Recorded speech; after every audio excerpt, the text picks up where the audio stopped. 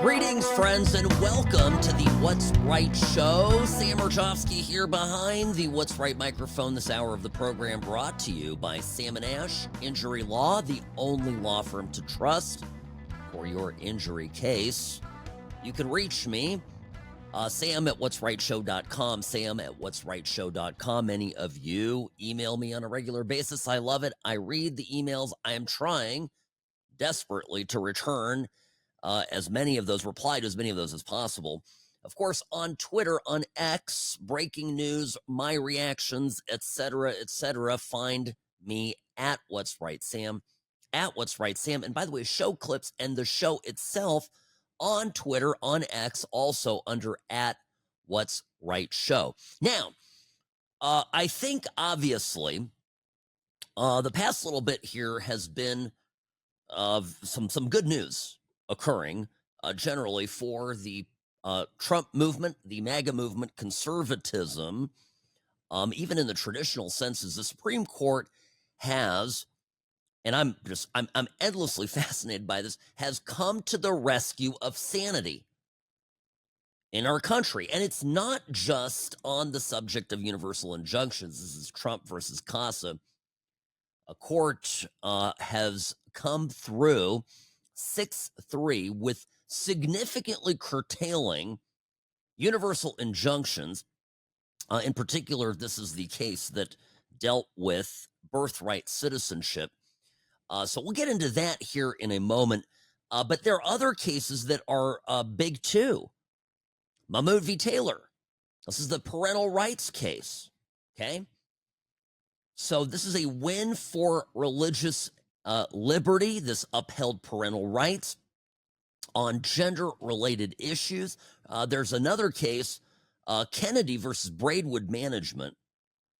This case also basically was related to religious liberties, First Amendment rights, and the opt-out that parents, we've long thought this, deserve to have an opt-out right when it comes to public school education, indoctrination of LGBTQIA plus themes. And the Supreme Court came down on the side of parents, giving them the right to opt out.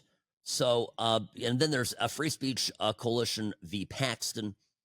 This is a Texas law requiring age verification to online pornography.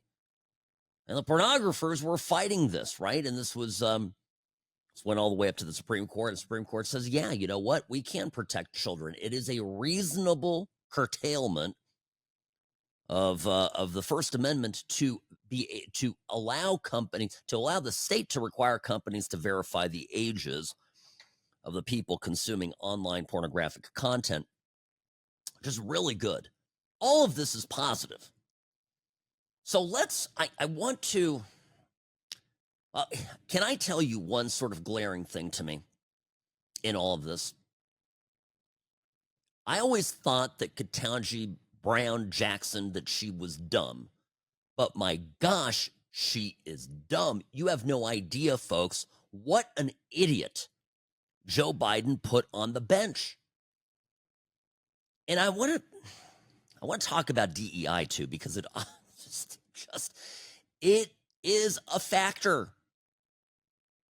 I can tell you this as a practicing attorney. I can tell you this as a person who has hired and fired people over the years. You know, in my practice, in my firm, I always want to get the best person for the job. It's what drives me. I'm not interested what you look like. I'm not interested what gender you have. I'm not interested in your politics. I want the best possible person working at the firm, attitude, competence, the whole 9 yards, work ethic. Now, if you come to my office, if you visit Sam & Ash Injury Law, you walk in, you'll see diversity, I guess, in the liberal sense. What I see are competent people. That's how it ought to be. Diversity ought to be maybe it's there, maybe it's not there, but it's not the driving result. It's not the criteria for hiring and for employing people, it certainly isn't the criteria when picking folks for important positions. Like, I don't know, for example, Robbie, can we not go? It's not that far in the past. There was once a presidential candidate named Joe Biden. And what did he do?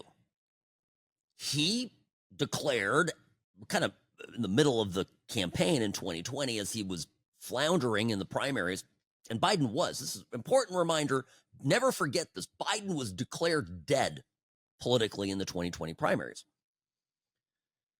And remember, Robbie, when I said on air that don't underestimate Joe Biden, don't underestimate him. I said that, and sure enough, the guy rose like a phoenix, and this was after his resounding win in South Carolina, where he was backed by a number of prominent Democrats. He'd gone around promising, Biden did this, went around promising, okay, if I get the nomination, I solemnly declare that I will choose as my running mate, as my vice president, a woman of color. So, how did that turn out? He didn't declare in that moment, I'm going to select the best possible vice president. I'm a little bit old. I recognize that. Some of you have doubts that I have what it takes to see perhaps my term in office through.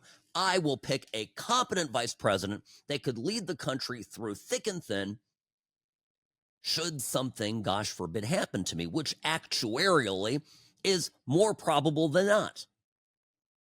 We're all on the same page? I think so. But what did he do? He said, I'm going to get a black woman, or woman of color, I guess. So, and of course, in the Democratic Party, woman of color, what does that short list look like? I mean, if it wasn't Kamala, my understanding is Karen Bass was on that list. That idiot. Can you imagine Karen Bass? Can you imagine two things happening? One, Biden picking Karen Bass, and then imagine Biden perhaps, and it could have happened at any point in time, slipped and fallen down the stairs off of Air Force One, hit his head, and that'd be it. Adios, muchacho. Karen Bass could have become, she was like 2 steps away from the presidency. Because the Democrats don't care about your competence. They don't care about your ability, your talents, your merit. For them, it's all about virtue signaling. It's all about saying, okay, you are who you are. Your qualification is entirely based on your identity and the value that that identity has within the structure that we've created.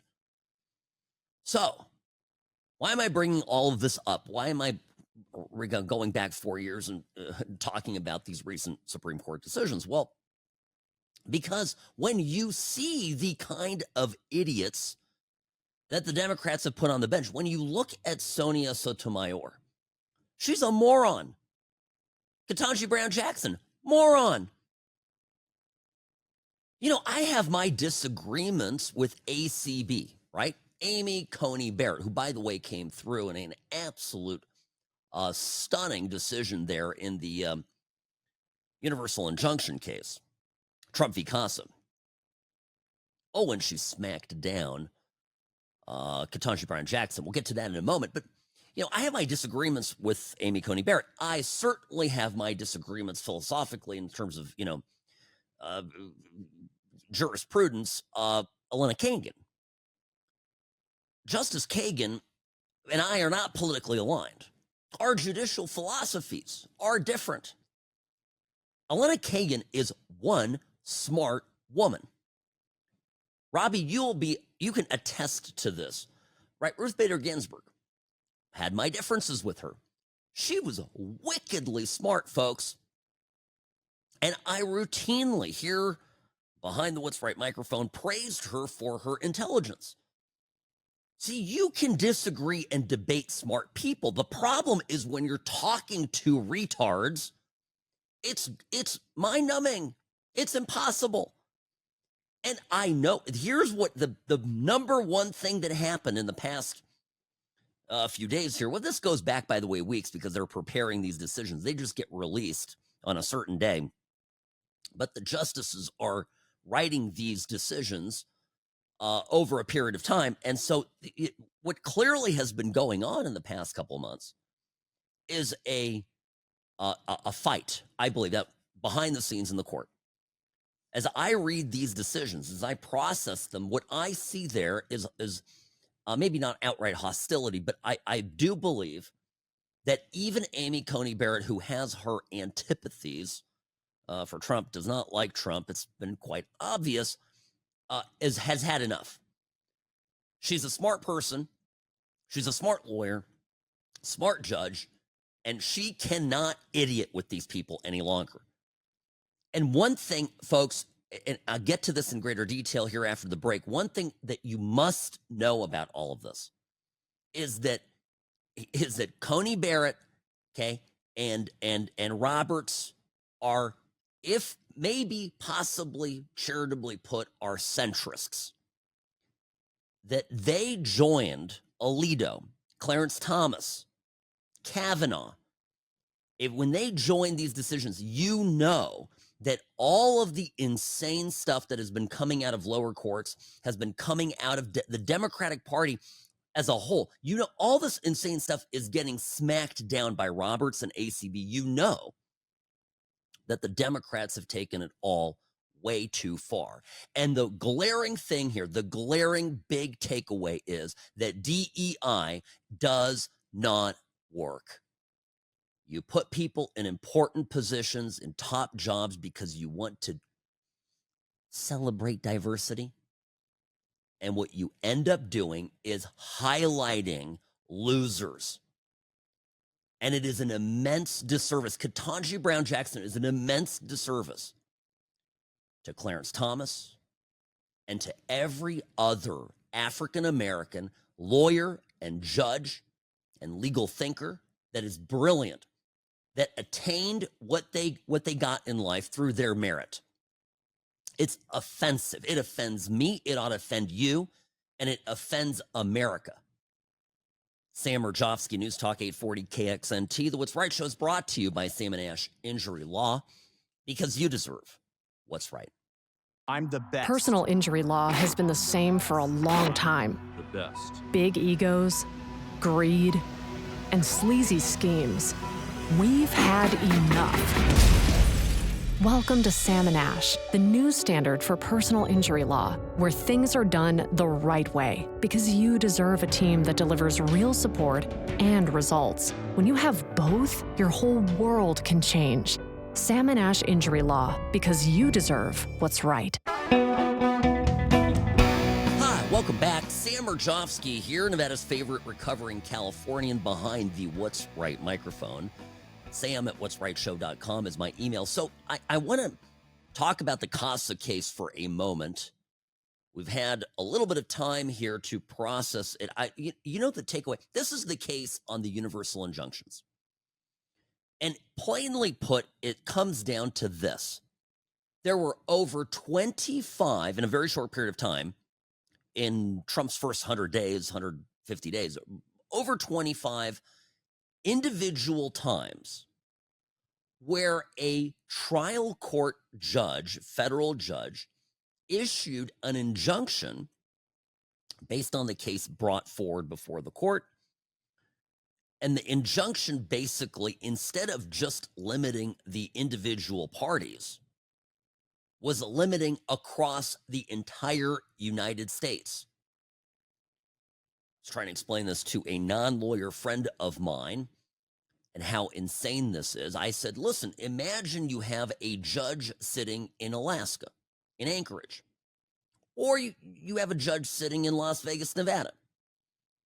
And some guy comes forward and says, you know what, this thing that Trump is doing, this deportation order against me or my client, right? Let's say a lawyer comes through, my client is unconstitutional. And the judge looks at it and goes, well, we'll have to try the case.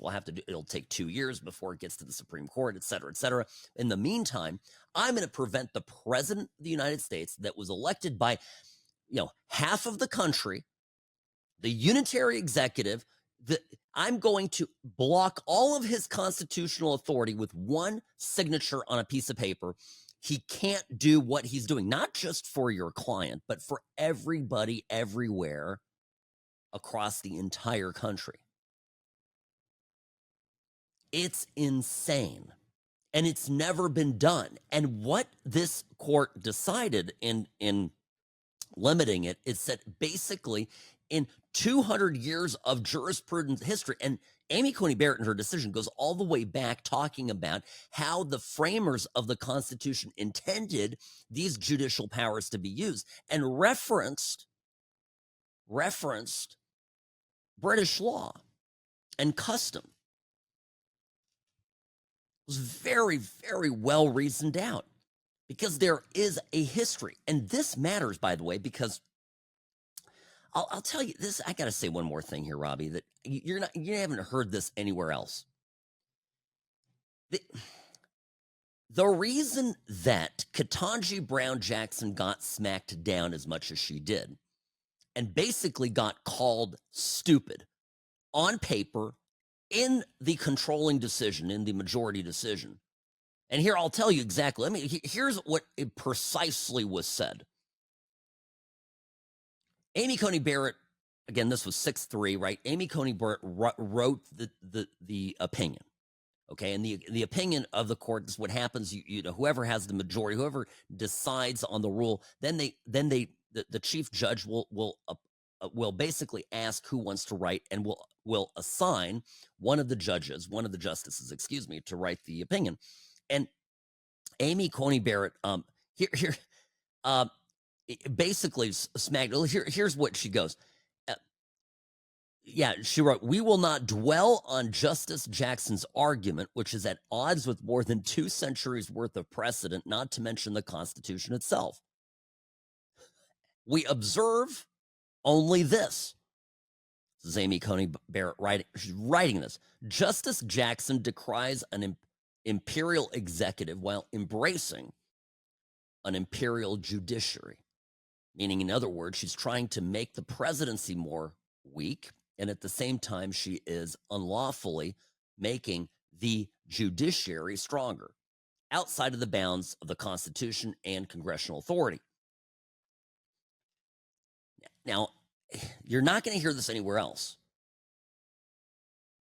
We have a precedent-based system of law, meaning we don't in the U.S. just write a law, a particular rule. We have court decisions over time that have evolved and addressed and referenced what the law is constitutionally. That's the role of the Supreme Court as the final word on this. So when you go to law school, you don't just read statutes. You don't read very many statutes. You read court decisions, how those statutes were interpreted, okay? What was allowed and what wasn't. The liberals hate this because the liberals are revolutionaries. The liberals do not want to reference anything in the past. They don't want to talk about what came before. They would love nothing more than to wipe it clean and make new rules today for tomorrow. And this is why when you combine that type of thinking with an idiotic brain, you end up with Justice Sotomayor and Ketanji Brown Jackson making really, really weak, silly, impotent arguments, and it's because they want to reinterpret everything with no reference to what happened yesterday, last year, 10 years ago, 100 years ago. Not interested in it. This is what revolutionaries do. And so what we have gotten here in these series of decisions is a massive smackdown and a reaffirming by the Supreme Court of existing precedent. And one thing that I have to say here, too, is that it's obvious that Trump was right. All of Trump's complaining about this was justified. And the people around him, I think really the A team that he has surrounded himself with this second term, has demonstrated that they understand presidential power and now are in full agreement with the Supreme Court. Things are really going to start to get better. I mean, this week moving forward, it's going to be noticeable difference. Now, I got to run here, quick break. I'll be back in a moment with Trump's reaction to all of this. Don't go anywhere. What's Right Show is brought to you by Sam & Ash Injury Law, because you deserve what's right.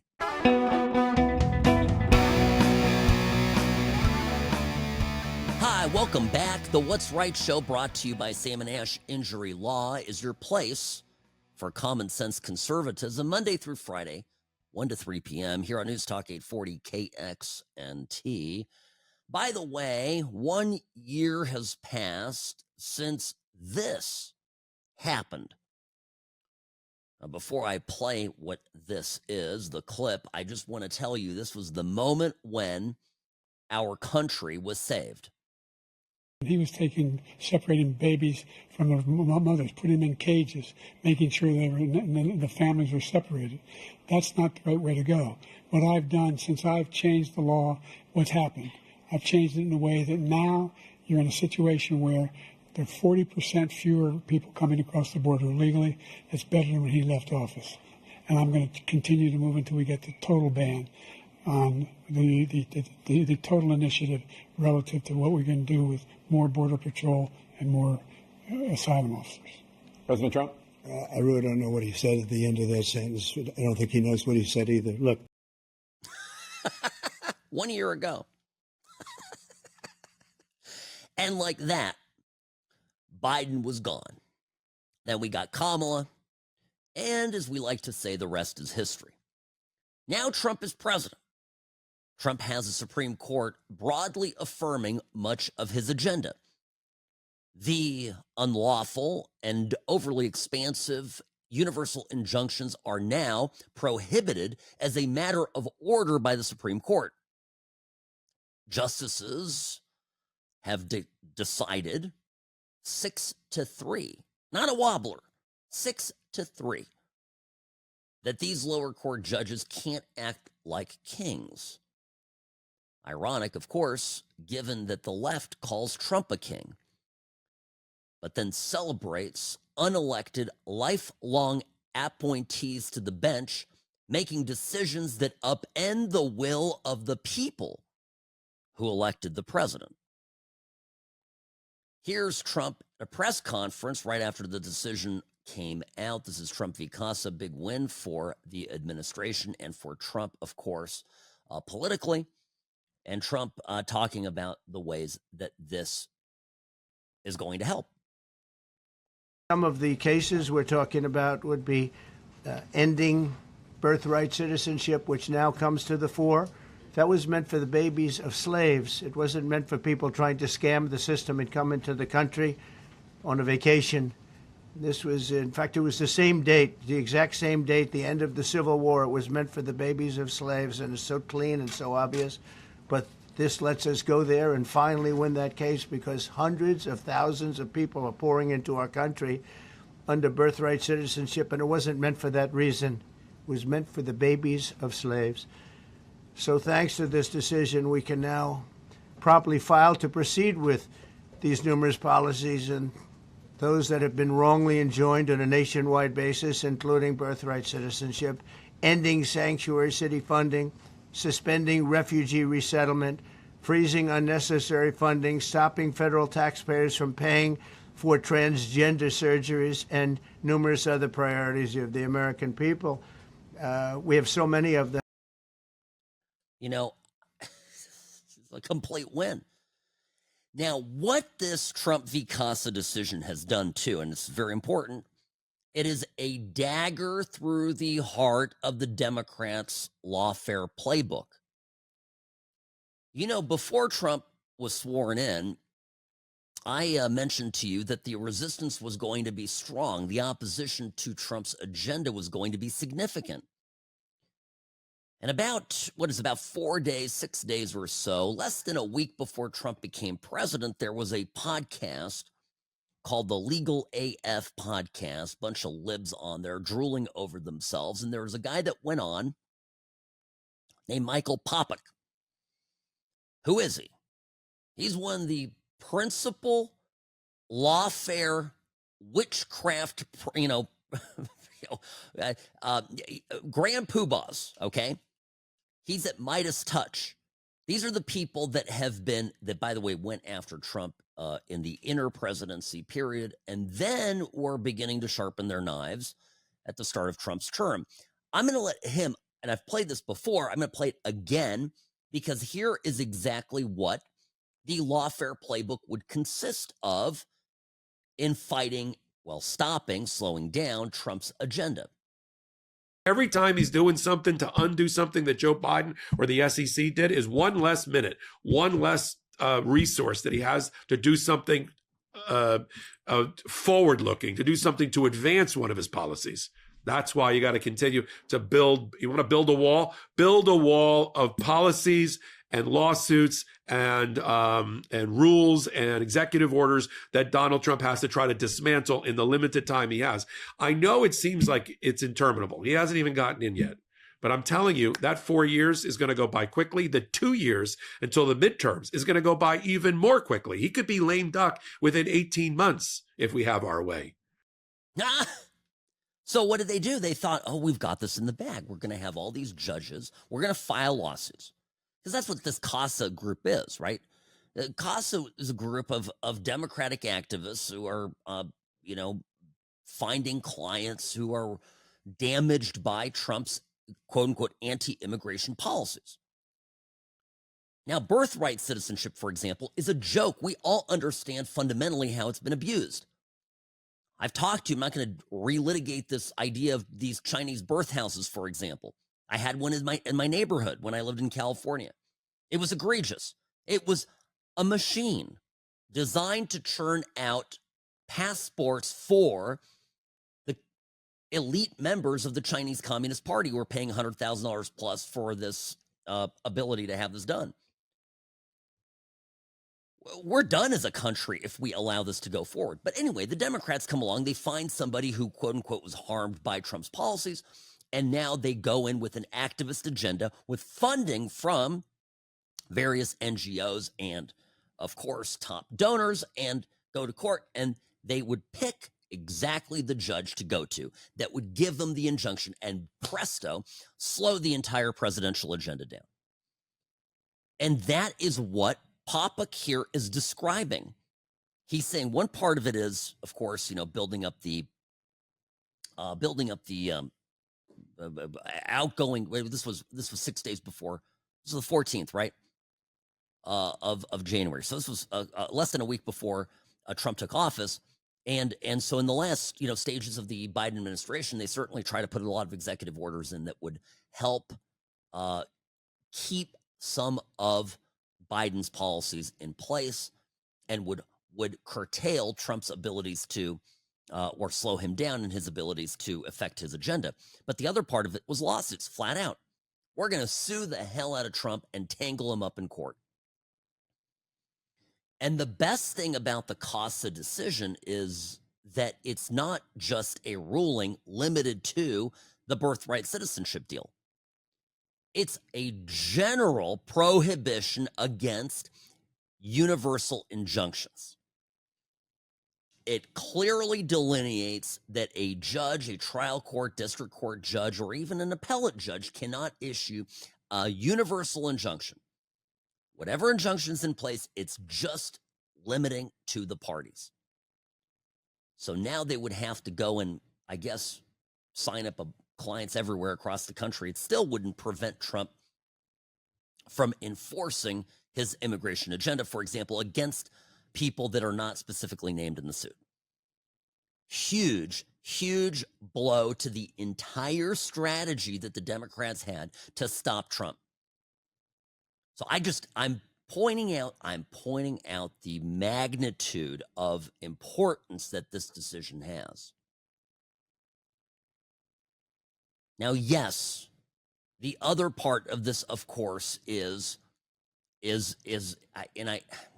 I'll get more to the DEI next hour, Robbie. I am just astounded by how pathetic and weak the recent Democrat appointed justices are to the court. And it brings up an important issue too, is that, Trump may be facing having to install a justice of his own this term. And one of the meetings I had this week was with now the Federal Society. I'm just backing up. The Federal Society used to always advise presidents, and particularly Republicans, on judicial nominees, and particularly for the Supreme Court. Now, there's been a falling out between FedSoc, the Federal Society, and Trump, because Trump feels that they burned him with ACB, and he's not wrong. So one of the things that is happening now behind the scenes is Trump is they're working on a list. They're working on a list of Supreme Court justices. For example, and it's a big shoes to fill, but Clarence Thomas is not getting any younger. Had a birthday the other day. He's getting old. And in his mind has to be the cautionary tale of one Ruth Bader Ginsburg. Because remember, Ginsburg, was being, pressured by people in the Obama administration, pressured to step down so that a new, young, liberal justice could be appointed to the bench by the Obama administration. That was one lame duck, and there was a real risk that potentially Trump or another Republican could become president. Now, in the closing stages of the race, and as it became clear that Trump was the nominee, conventional wisdom in Washington, D.C., the people that Ruth Bader Ginsburg surrounded herself with, even though she was a very intelligent person, could not conceive of a reality where Trump becomes president. And so she didn't retire. And when she didn't retire, what happened, right? Well, she croaked. I'd be mean about this, but she died, because that's what happens when you're old and sick. And she was. And there was notice of this. But it was the hubris of the political establishment at the time, thinking that Trump could never win and that Hillary Rodham Clinton would be the next president of the United States. Clarence Thomas has to be thinking about this, right? The next 4 years are promised to no one. There's no crystal ball in how it's going to turn out. I think if Trump could run for a third term, he would win. I personally think that. But is anybody on the Republican side adequate or anywhere close to, first off, adequate? Yes, certainly. But does J.D. Vance have any of Trump's massive charisma and unbelievable political instinct?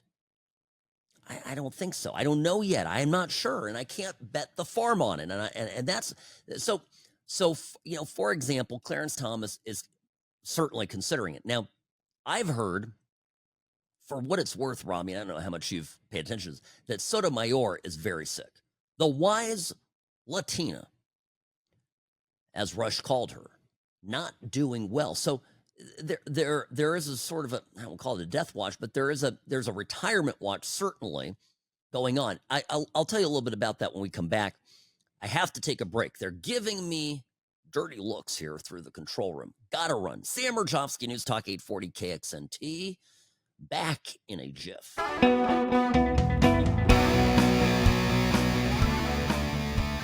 Here's something no one is talking about. Social Security payments apparently are down 7.3%. That's the largest decline in over 50 years. Sam Mirejovsky, News Talk 840 KXNT. Welcome back to the What's Right show. At What's Right Sam on Twitter is where you can find me. So what is this about? I guess Elon Musk and Doge pouring through all of the Social Security payments, found quite a bit of fraud. Think about that, 7%. That isn't just a death wave. I didn't hear about a death wave. I mean, I don't think we didn't have that kind of a drop during COVID. So I'm just telling you, when people say things like, well, there's not really a lot of fraud, explain this. So anyway, just a little bit of updates on this. All right, so hey, here's talking about the Supreme Court. So of course, the Supreme Court delivered an earthquake, and it's shaking through, and it's going to affect things for I think for months to come. The left is screaming about this. Robbie, they are incensed. They are upset. And one of the things I want to tell all of my left-wing friends who think that the conservatives on the court are colluding with Trump, you've got it all wrong. I know that Amy Coney Barrett, that she does not like Donaldus Maximus. No love lost. She is not a fan of the Orange Man. If she could be given any reason to vote against Trump, she would, and she has. The same is true with John Roberts. Now, Roberts, I think, Robbie, got the memo that an effort to play peacemaker with the libs on the court would be a catastrophe for the reputation of the Supreme Court, and that the very legitimacy of the judicial branch of government was at stake. A lot of very smart people, constitutional scholars, wrote about this issue for months and months. And I have to believe that Justice Roberts, as the Chief Justice of the court, reads some of these people who are, of course, luminaries and very smart and respected, and is to some extent has to be influenced by it. So you know, the liberals never break rank. The liberals they always circle their wagons behind whatever Democratic lunacy there is. The fact is that a number of conservative judges have abandoned the president, including, by the way, Kavanaugh. I don't talk about this enough, but Kavanaugh's made some bad decisions, in my view, over the past 150 days. Alito is reliable. Clarence Thomas, of course, a complete and total lock. If it were up to me, we would have, we'd have the whole court we'd have 9 justices.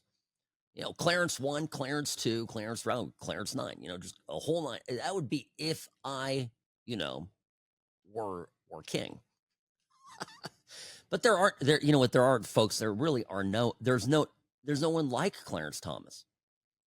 So talking about him leaving the court, I'm seeing some emails here. Okay, people are upset that I'm talking about Clarence Thomas in the past tense. I didn't say anything about him I'm just saying that he has to be thinking about retirement.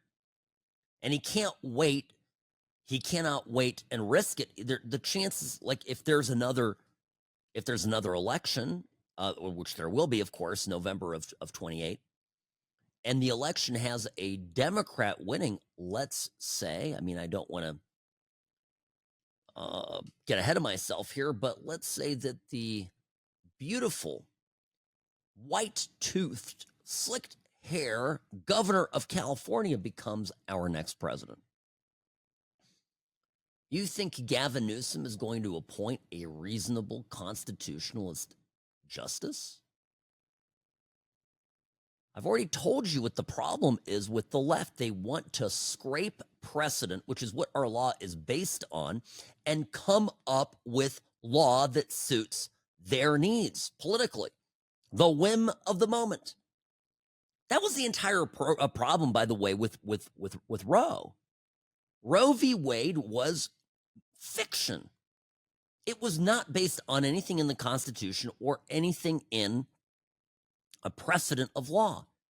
They used a argument that the 14th Amendment somehow guaranteed a right to privacy and that somehow conferred upon the mother the legal, lawful ability to terminate a child.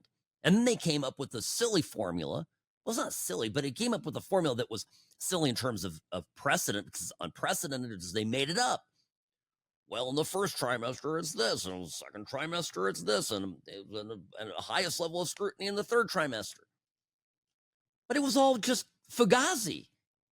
And then Hobbes comes along, and what happens? Hobbes comes through, which is the case overturning Roe v. Wade,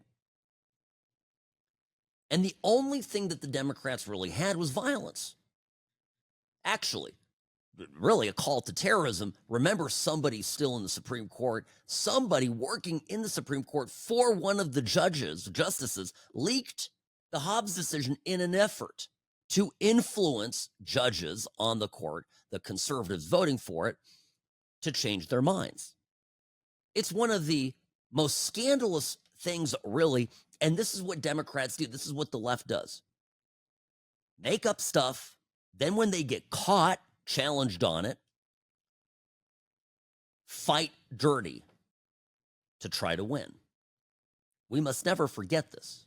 Top of the hour, be back after the break. Don't go anywhere. More of the What's Right show after the news.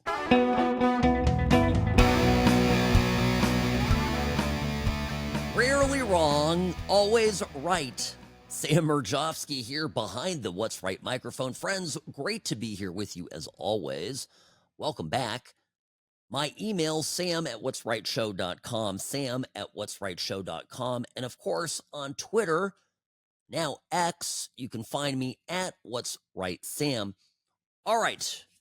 You know, I know I have to, it kind of goes with this critique that I have of the Supreme Court, of the liberal justices on the Supreme Court. Number one, afflicted by a bad case of the DEIs.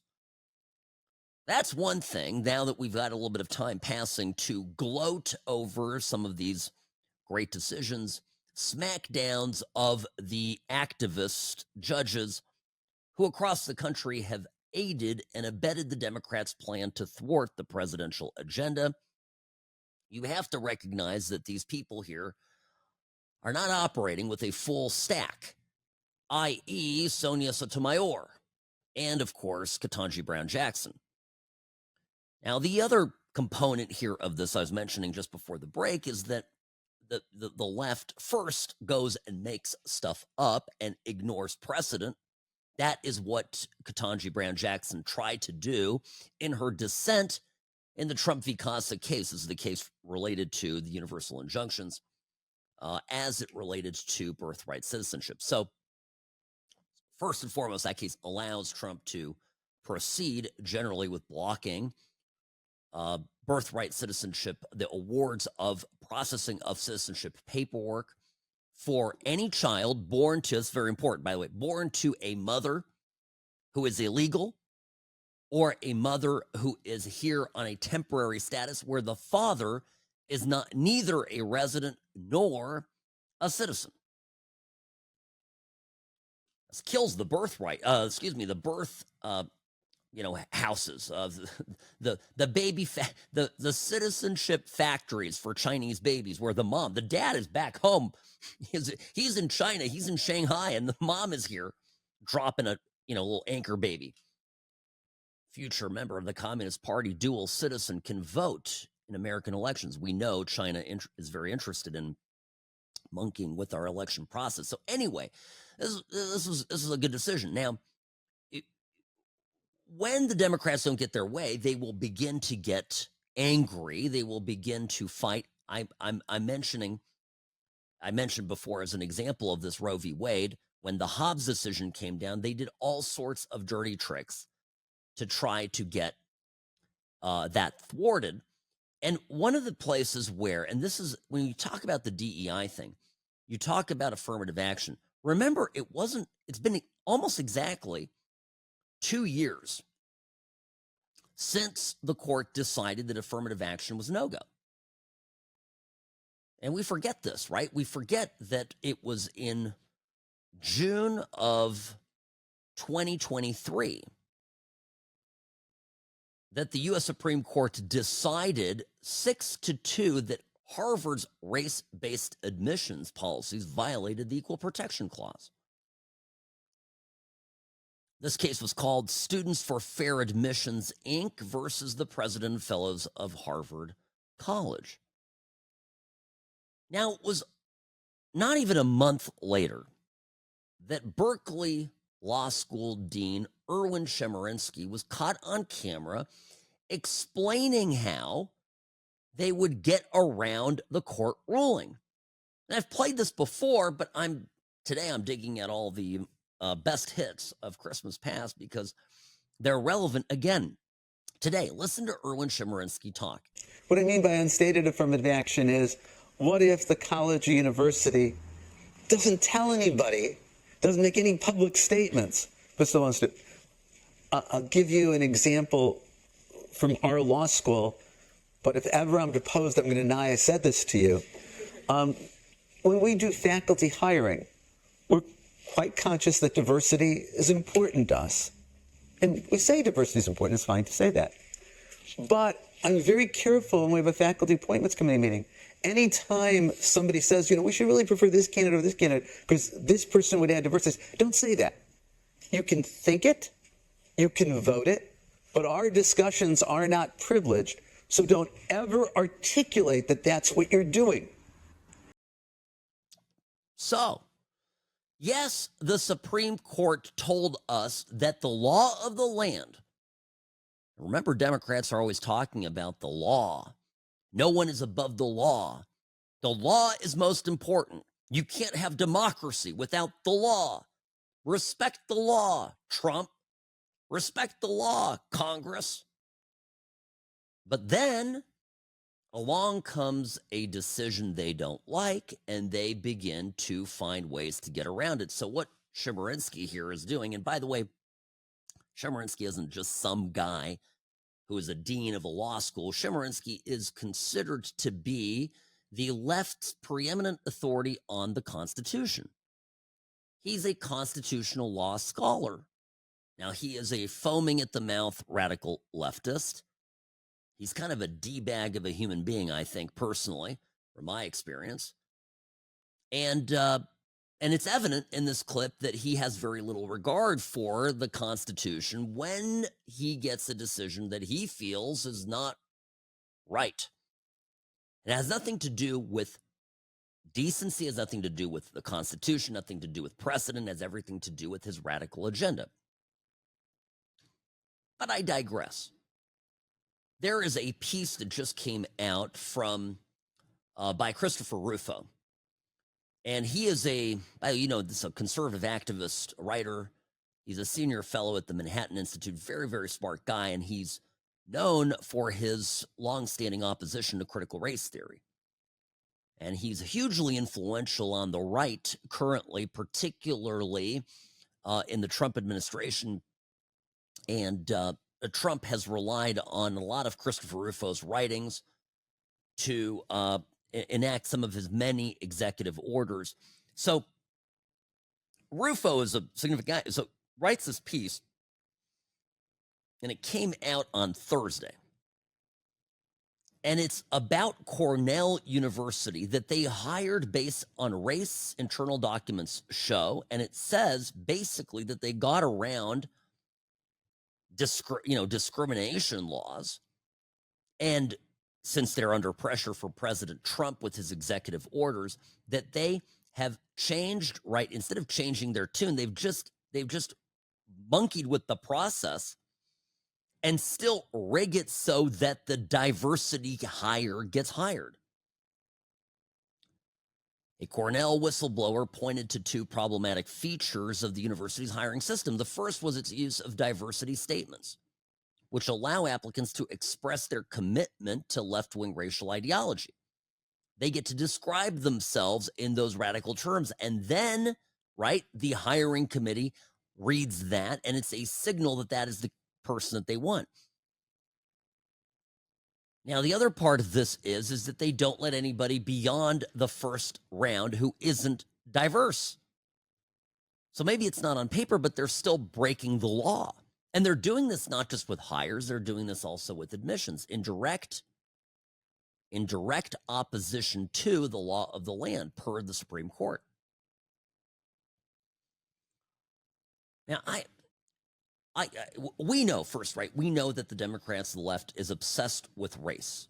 Now, I've always said the DEI is, yes, on its face, it's about race, but it's really about handing out the goodies, college admissions, getting into prestigious universities, key jobs, government contracts, right? We want a woman-owned business. Well, we want this, we want that.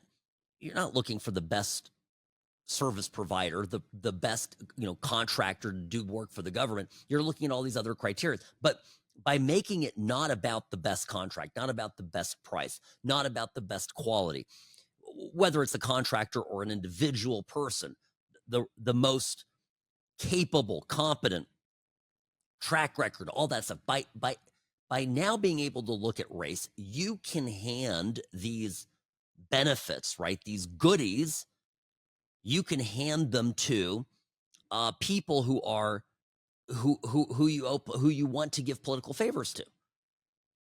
It's the new patronage system. And if you hand enough people, enough goodies, you gain what? Political power. Why do you think lawmakers get wined and dined by special interest groups? Just generally speaking, right? Because they hand out billions, trillions of dollars annually. They hand out a lot of money. And so that money, they get a lot of gratitude. There's a lot of free steak dinners that congressmen get. I'm just talking about just general terms. When you have the ability to write ginormous checks, people like you.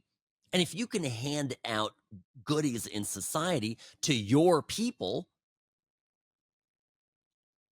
under the guise of it being DEI, affirmative action, equity,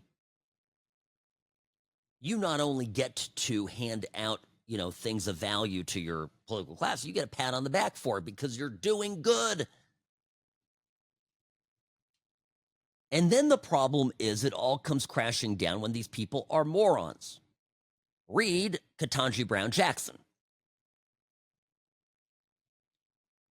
It explains the obsession with race in the Democratic Party. And they don't want to give this up. And I think we're going to see as we move forward here from these recent Supreme Court decisions, if the rulings on affirmative action, for example, are any indication of how things will be in the future with the Democrats, watch them disregard the Supreme Court here. Yeah, I think we're going to see judges, district court judges, that will continue to issue unlawful injunctions. We've already heard from a number of them saying, I'm going to still do it. I don't care. I can't be. It's a lifetime appointment. It's hard to, you have to really do a lot to remove a federal judge. And I've talked about this before. It's going to 2/3, a majority in the House and 2/3 of the Senate. Good luck. You're going to have enough Democrats there that want to stick it to Trump, even if the judge is being, manifestly being not following, the direction of the Supreme Court, the law. Sam Mirejovsky, News Talk 840 KXNT. The What's Right show is brought to you by Sam and Ash Injury Law, because you deserve what's right. The Sam and Ash team, they wanted me to have the best care. They had my interests at heart. I have an enormous amount of gratitude. I cannot say enough thank you.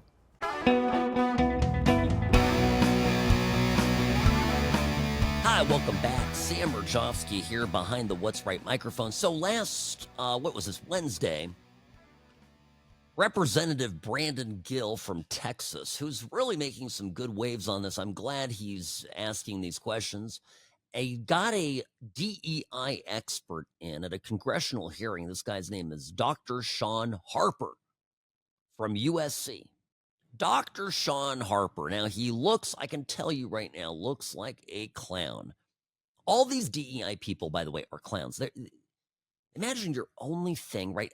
Like the diversity officers at universities, but it's all going away. These jobs are going away. They certainly, in the era of Trump, are not going very far. The Supreme Court doesn't have a lot of tolerance for racial discrimination. They've already ruled that help for for someone based on their race, not punishment necessarily, literally assistance, help, a benefit, is prima facie discriminatory, right? Any race-based criteria, bad. So here is Brandon Gill, a congressman from Texas, asking this DEI expert if America ought to be a colorblind society. Listen. Do you believe that America should be a colorblind society?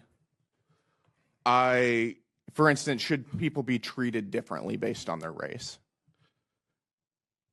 It's just a yes or no question. It's not a yes or no question. It's a yes or no question. It is a, as I said in the beginning of my testimony, America yes or has no not done fine. Right by indigenous peoples, by black people, by Asian American and Pacific Islander Should people be treated differently based on their race? Yes or no? People should receive the services and the support and the remedies that So are your owed answer to is them. that they should be treated differently based on their race. They should receive the remedies that are owed to them because of the systemic racism and injustice. Do you believe that race should be considered in employer hiring practices? I do not believe that white people are the only qualified people for jobs. I didn't say that. Nobody said that. I asked you if race should be considered in employer hiring practices. And you're not going to intimidate me by slandering me as a racist. You're also, I did not call you a racist. No, you're not going to intimidate me by insisting that I called you a racist. Straightforward question. It's a yes or no question. Should race be considered in employer hiring practices? Yes or no? I believe that diversity ought to be considered as companies and other organizations attempt to reflect their customers, our country. I'll take that as a yes. Gil's amazing. Look how calm he is. By the way, fun fact, he's married to Dinesh D'Souza's daughter. Congressman Gill is. Not the DEI expert. I don't think that guy's married to a woman. Okay. Why are they so insistent on making everything about race? Why? This is interesting, right? I have to think. Yeah, okay, well, right. I mean, the idea, right? The idea here is, I'm telling you, if you can distribute the benefits of society based on a criteria that these select people decide what's in and what's not, who is the aggrieved group? Who is the group of people that deserve the most benefit from society? It's redistribution, very similar to Marxism, right? Is why we call DEI neo-Marxism. Very similar to Marxism, because Marxism also says it's not who produces the most in society. It's based on, we now have come along and proffered upon the laborers and the workers a special benefit. They get the goods. But really, it's the party that decides. It's the Politburo in the system of government in a communist country that decides who gets what. And they get the power, right?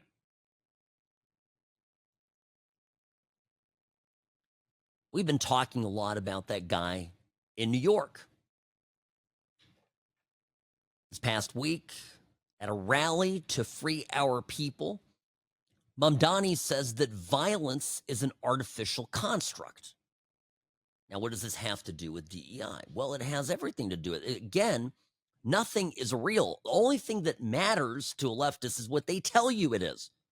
Listen to this. Oftentimes, we've even found as legislators, when we go into these courts, the term violent crime is even used when people are stealing packages. Violent crime is even used when people are accused of burglary and there happens to be a housing unit in that same dwelling. So violence is an artificial construction. And we have to be very clear that what is happening here with these district attorneys, that is violence. That is violence of the highest degree.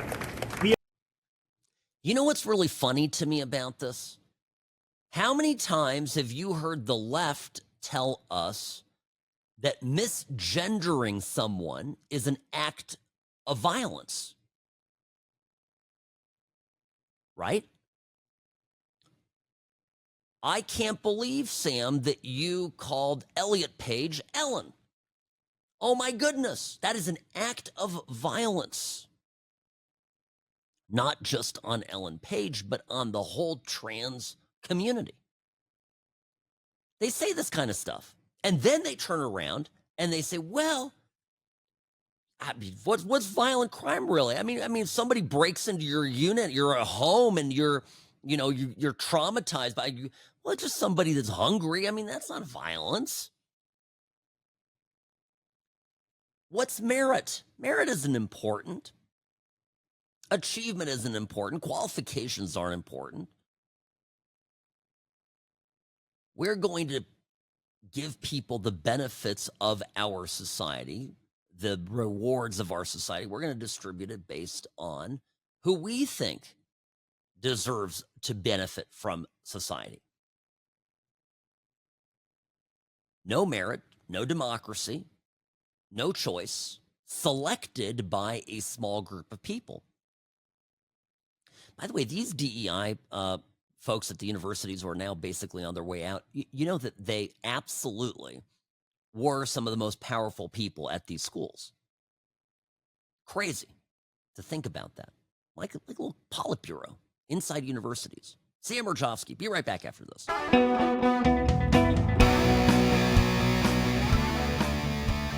Greetings, friends, and welcome to the What's Right Show. Sam Mirejovsky here. Sam at whatsrightshow.com is my email.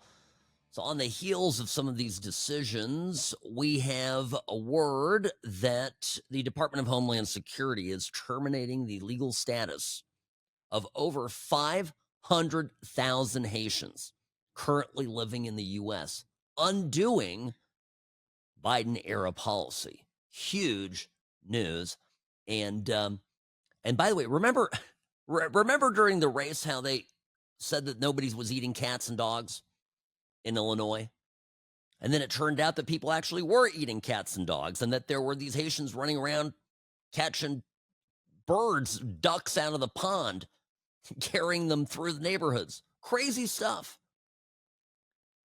We want people in this country, and maybe we'll talk about this a little bit here in a moment, who want to be here, and want to contribute and are a good fit for us culturally. It kind of fits into this whole DEI thing. Remember that the Democratic Party basically wanted anybody here who was brown or of diverse background. But diversity isn't our strength. These people didn't contribute in a meaningful way. They didn't care. Let's bring in rapists. Let's bring in murderers. Let's bring in drug dealers, as long as they are diverse. And at the same time, people from good places in the world and professionals, extremely difficult to make it in the country. But before I get to that, I need to mention, too, that the FBI put out recently a notice. Now, remember all of the protests in L.A.? In L.A. and other cities across the country, but in particularly the protests that turned into riots in Los Angeles. And you had, of course, you had the governor there and the mayor, Gavin Newsom, Mayor Bass, both vehemently opposed to Trump using the National Guard, deploying the National Guard to protect federal buildings.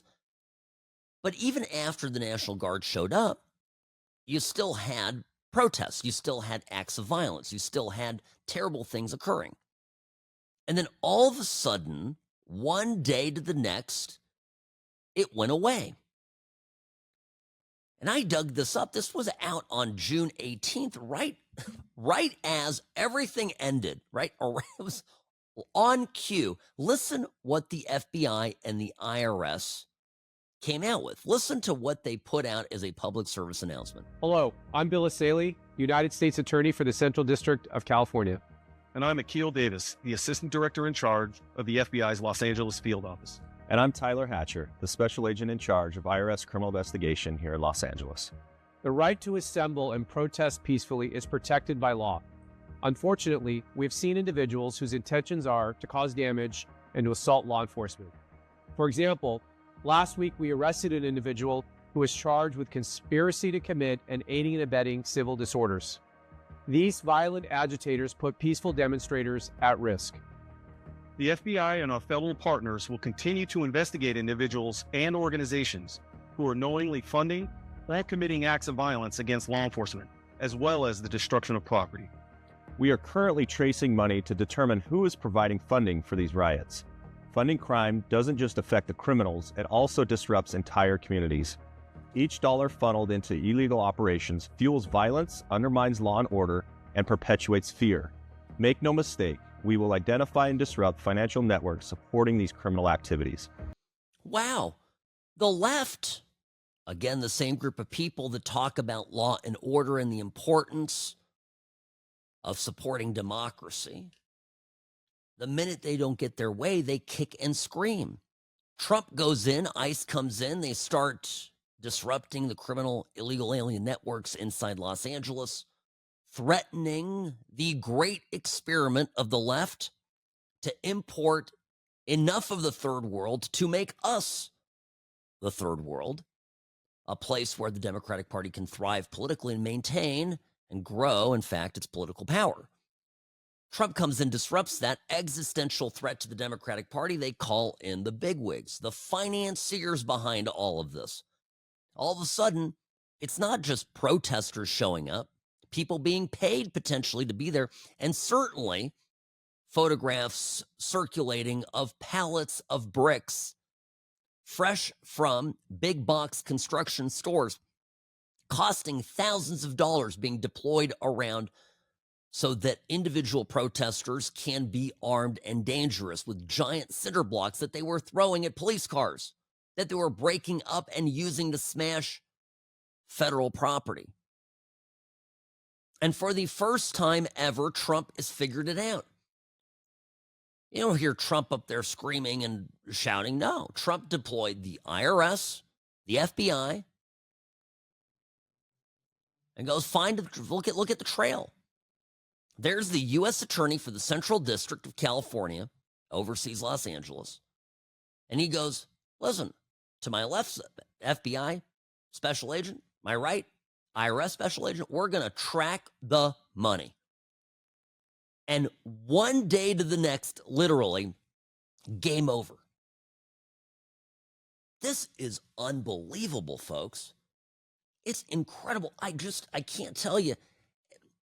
And this is not something Trump did in his first term. And obviously, the greatest miscalculation, political miscalculation, perhaps in our country's domestic history, political history, is lawfare launched at Trump, because Trump recognized that people were going after him. People were going after his attorneys, his associates, and they were extremely well funded. And he couldn't really do anything about it except fight. And he did. He fought it every step of the way, but it was enormously expensive. And there were people inside of Trump's orbit that oftentimes pled out, took a plea. Why? Not because they were guilty, but because they couldn't afford the fight against Fani Willis. They couldn't afford the fight against, let's say, Jack Smith. They couldn't afford to fight, like many of the J6ers, against an incredibly well-funded, federal government, just Department of Justice. And so they went to jail. Trump sees that it's the money. He got a taste of it in a way that very rarely a person of his stature, as a former president, as a billionaire, would ever have to face. So now he's turning it around on these people. He knows how they operate. He recognizes that these are not just spontaneous protests, but rather organized terrorist actions intended to intimidate the political process, sway the political process. This is exactly what we voted for. All of it. Now, want to take a break a little bit early here so we can talk about immigration and what it means here in the U.S. moving forward. I think it's an important point. And by the way, I think it ties into the conversation about this new shiny word that the Democrats have found. They've discovered socialism. Imagine that. We've never done this before, but it's coming back. It's all the rage. And, some immigration, the right kind of immigration could fix this. Sam Mirejovsky, News Talk 840 KXNT. The What's Right show is brought to you by Sam & Ash Injury Law. In a crash, call Sam & Ash 702-820-1234 because you deserve what's right.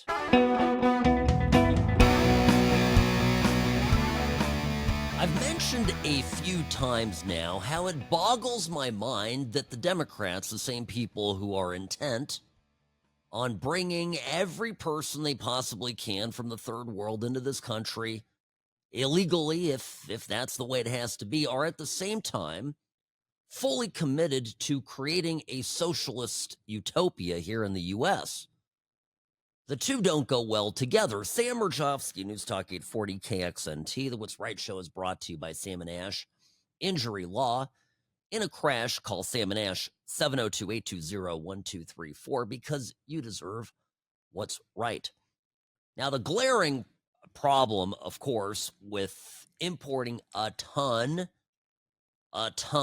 millions upon millions, quickly, illegal immigrants, as they did under Joe Biden, when I believe the Democratic Socialists of America were already busy behind the scenes running the Biden administration, is glaringly that, the very people you are, I suppose, wanting to help, at least on paper, the working classes, the people competing for entry-level jobs, not the business owner, but the frontline employee, those are all people who are getting shafted.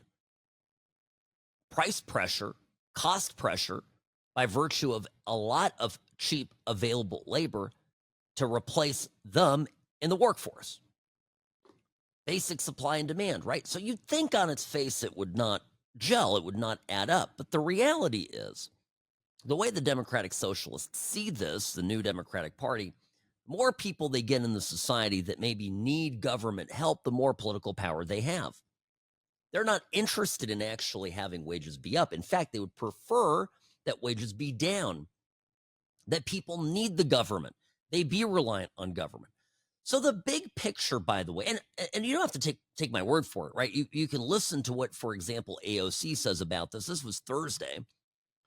AOC explained her definition of capitalism to Yahoo Finance News. Very bewildering statement, if you ask me. Here's what she said. You self-identify as a democratic socialist and have called capitalism irredeemable, I believe. But what does that really mean? So when you toss out these big words, capitalism, socialism, they get, sensationalized, and people translate them into meaning things that perhaps they don't mean. So, to me, capitalism, at its core, what we're talking about when we talk about that is the absolute pursuit of profit at all human, environmental, and social cost. That is what we're really discussing. And what we're also discussing is the ability for a very small group of actual capitalists, and that is people who have so much money that their money makes money and they don't have to work. And they can control industry, they can control our energy sources, they can control our labor, they can control massive markets that they dictate and can capture governments, and they can essentially have power over the many. And to me, that is not a redeemable system for us to be able to participate in for the prosperity and peace for the vast majority of people. It's all about power.